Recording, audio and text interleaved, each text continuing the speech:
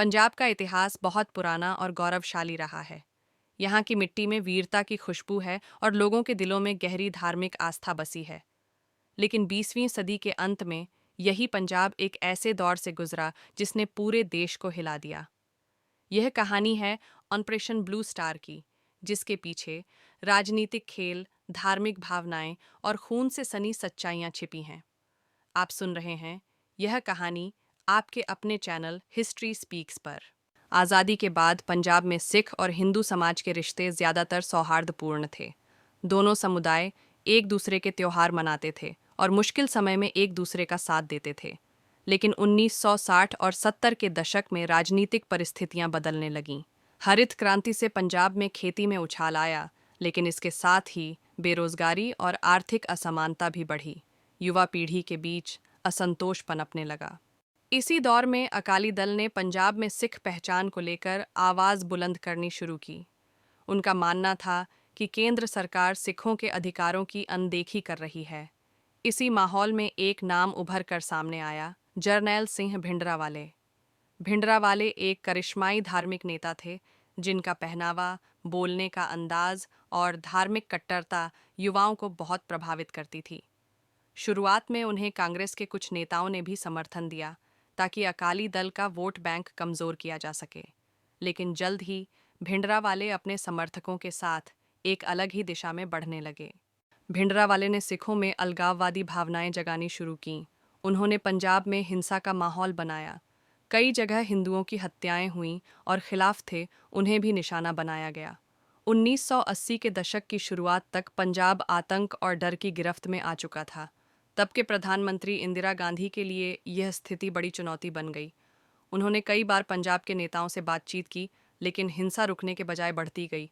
इसी बीच देश के राष्ट्रपति ज्ञानी जैल सिंह और गृह मंत्री पीवी नरसिम्हा राव भी इस संकट को सुलझाने में लगे रहे, लेकिन कोई ठोस समाधान नहीं निकल पाया। भिंडरावाले और उनके समर्थकों ने अमृतसर के स्वर्ण मंदिर परिसर में डेरा डाल लिया। उन्होंने वहां हथियार जमा किए और उसे एक किले में बदल दिया। यह जगह सिखों के लिए सबसे पवित्र स्थल है और यहीं से उन्होंने अपने आंदोलन को चलाना शुरू किया।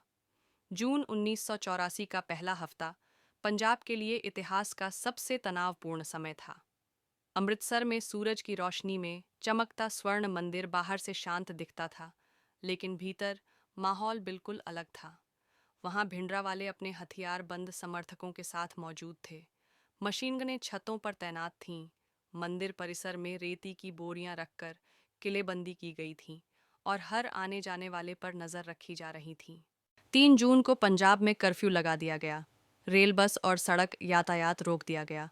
फोन लाइनें काट दी गईं। शहर के अंदर और बाहर सेना की टुकड़ियां तैनात हो गईं।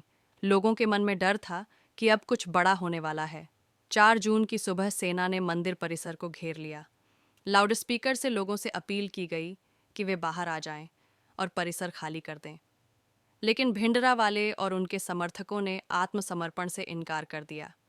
सेना ने चेतावनी दी कि अगर हथियार नहीं डाले गए तो कार्रवाई शुरू होगी। जवाब में अंदर से गोलीबारी शुरू हो गई और पहली मुठभेड़ में ही कई जवान घायल हो गए। 5 जून को ऑपरेशन और तेज कर दिया गया। सेना ने परिसर के कुछ हिस्सों में धावा बोला। इस दिन लड़ाई सबसे ज्यादा भीषण थी। मंदिर के आसपास गोलियों की आवाज गूंज रही थी। गुरु ग्रंथ साहिब के पास स्थित अकाल तख्त पर भारी गोलीबारी हुई, क्योंकि वहीं भिंडरावाले और उनके करीबी समर्थक छिपे हुए थे। यह लड़ाई पूरी रात चली। 6 जून की सुबह तक सेना ने मंदिर परिसर पर नियंत्रण हासिल कर लिया था। भिंडरावाले मारे जा चुके थे, सैकड़ों हथियार बरामद हुए और कई लोग गिरफ्तार हुए। लेकिन इस कार्रवाई में कई निर्दोष लोग भी मारे गए। गोलीबारी और तोपखाने की वजह से अकाल तख्त को गंभीर नुकसान पहुंचा। यह खबर पूरे देश में फैल गई। सिख समुदाय के एक बड़े हिस्से में गुस्सा और दुख था। उन्हें लगा कि उनके सबसे पवित्र स्थल की बेअदबी हुई है। सरकार का कहना था कि यह कार्रवाई जरूरी थी ताकि पंजाब में फैल रहे आतंकवाद को खत्म किया जा सके। लेकिन इस घटना ने हिंदू और सिख संबंधों में एक गहरी खाई पैदा कर दी। इंदिरा गांधी जानती थीं कि इस फैसले का राजनीतिक असर बहुत बड़ा होगा। वे पंजाब और सिख समुदाय को लेकर कई बयान देती रहीं कि उनका इरादा सिख धर्म को चोट पहुंचाना नहीं बल्कि कानून व्यवस्था बहाल करना था। लेकिन गुस्सा कम नहीं हुआ। इसके कुछ महीने बाद 31 अक्टूबर 1984 की सुबह इंदिरा गांधी अपने आवास से बाहर निकलीं। वे अपने बंगले के गेट की तरफ बढ़ रही थीं ताकि ऑफिस जा सकें। उसी समय उनके अपने ही सुरक्षा कर्मियों ने उन पर गोलियां चला दीं। दोनों सिख बॉडीगार्ड्स सतवंत सिंह और बेअंत सिंह ने यह हमला किया। इंदिरा गांधी को तुरंत अस्पताल ले जाया गया, लेकिन रास्ते में ही उनकी मौत हो गई। इंदिरा गांधी की हत्या की खबर आग की तरह फैल गई। दिल्ली और देश के कई हिस्सों में अफरा तफरी मच गई।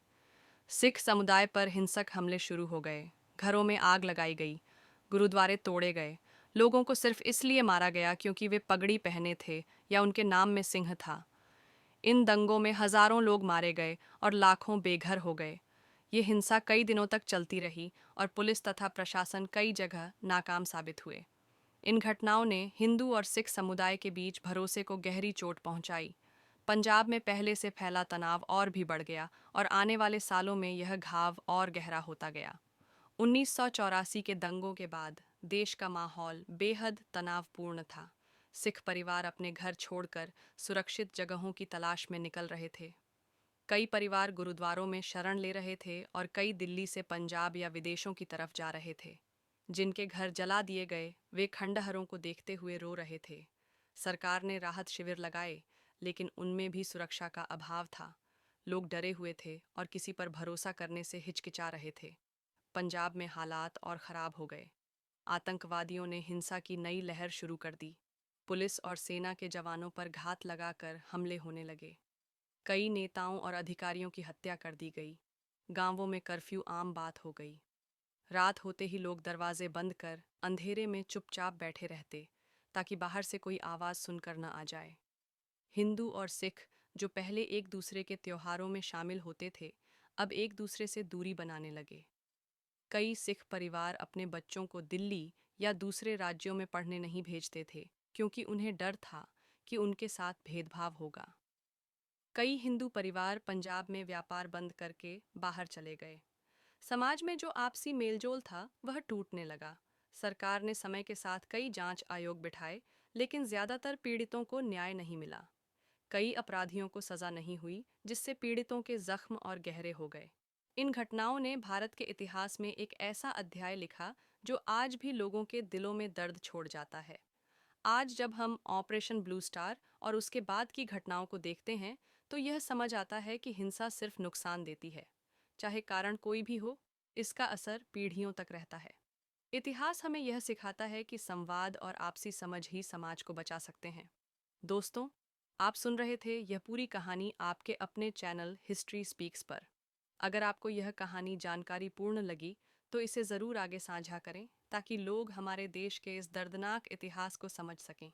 इतिहास से सीखना ज़रूरी है, ताकि हम वही गलतियाँ फिर से न दोहराएं।